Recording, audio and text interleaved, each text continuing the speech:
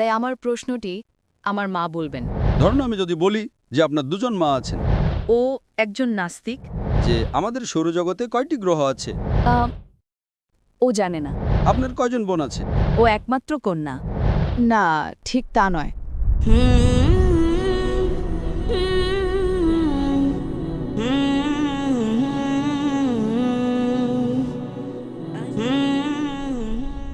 আমার নাম আয়ান এবং আমি একজন শিল্পী। আমি হাই স্কুলের ৩য় বর্ষে ছাত্রী এবং আমি ইসলামে বিশ্বাস করি না। আসলে আমি ভালো কথা বলতে পারি না, তাই আমার প্রশ্নটি আমার মা বলবেন।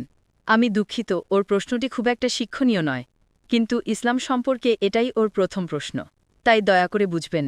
অবশ্যই অবশ্যই। বোন, আপনাকে স্বাগতম। ও একজন নাস্তিক এবং আপনি একটু আগে একজন নাস্তিককে ঈশ্বরের সংজ্ঞা দিতে বলছে। অথবা যদি কোনো নাস্তিক ঈশ্বরের সংজ্ঞা দেয়, তাহলে তো সে নিজেই ঈশ্বরের অস্তিত্ব স্বীকার করে নিচ্ছে। আপনি যা একজন নাস্তিককে জিজ্ঞেস করছেন তা কি অযৌক্তিক নয়? বোন প্রশ্ন করেছেন যে আপনি যদি একজন নাস্তিককে জিজ্ঞাসা করেন ঈশ্বর কি, ঈশ্বরের সংজ্ঞা দিন, তাহলে যখনই আপনি ঈশ্বরের সংজ্ঞা দেবেন তখন তা অযৌক্তিক হয়ে যায়, কারণ তার মানে দাঁড়ায় ঈশ্বর আছেন। ঈশ্বর আছেন, যেমন বোন আমি যদি বলি যে আমাদের সৌরজগতে কয়টি গ্রহ আছে, কি?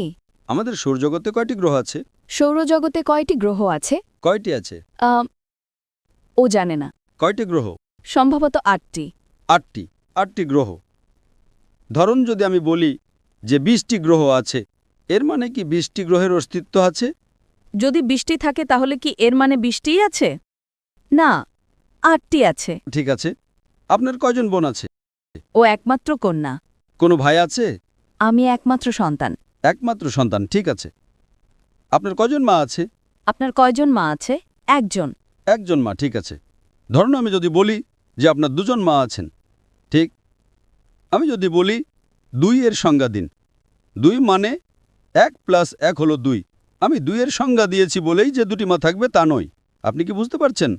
আমি যদি বলি যে আপনার দুজন মা আছেন এবং আপনি বলেন না দুজন মা নেই, আপনি আমাকে জিজ্ঞেস করবেন ২ এর সংজ্ঞা কি। আমি বলবো ২ মানে ১ + ১ হলো ২। তাই আমি ২ এর সংজ্ঞা দিয়েছি বলে যে দুজন মা থাকবেন তা নয়। যদি দুজন থাকে এর মানে যে দুজন আছে এটা সত্যি নয়। যেমন আমি যদি বলি আমার উচ্চতা ১০ ফুট, আপনি আমাকে জিজ্ঞেস করবেন ১০ ফুটের সংজ্ঞা দিন। ১০ ফুট মানে আপনি একটি রুলার নেন, আমি ৬ ফুট। তাই আমি ১০ ফুটের সংজ্ঞা দিয়েছি বলেই যে আমার উচ্চতা ১০ ফুট হবে তা নয়। তাই সংজ্ঞা দেওয়ার মানে এই নয় যে অস্তিত্ব থাকতে হবে। সংজ্ঞা দেওয়ার মানে হলো আপনি যে বলছেন তা ধারণাটি বুঝতে পারছেন।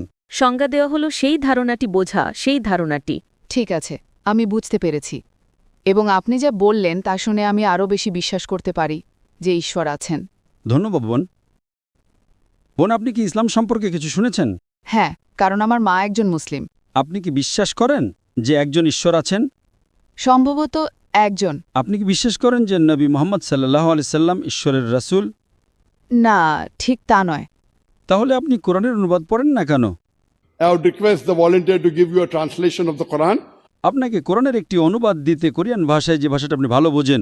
আমি আপনাকে এটা পড়তে বলবো এবং নবী মুহাম্মদ সাল্লাল্লাহু আলাইহি ওয়াসাল্লামের জীবনী সম্পর্কেও পড়তে বলবো, এবং আমি সর্বশক্তিমান ঈশ্বরের কাছে প্রার্থনা করি যেন তিনি আপনাকে এক ঈশ্বরে বিশ্বাস করার এবং নবী মুহাম্মদ সাল্লাল্লাহু আলাইহি সাল্লামকে ঈশ্বরের রাসূল হিসেবে বিশ্বাস করার হেদায়েত দেন। ধন্যবাদ। আপনাকে স্বাগতম বোন।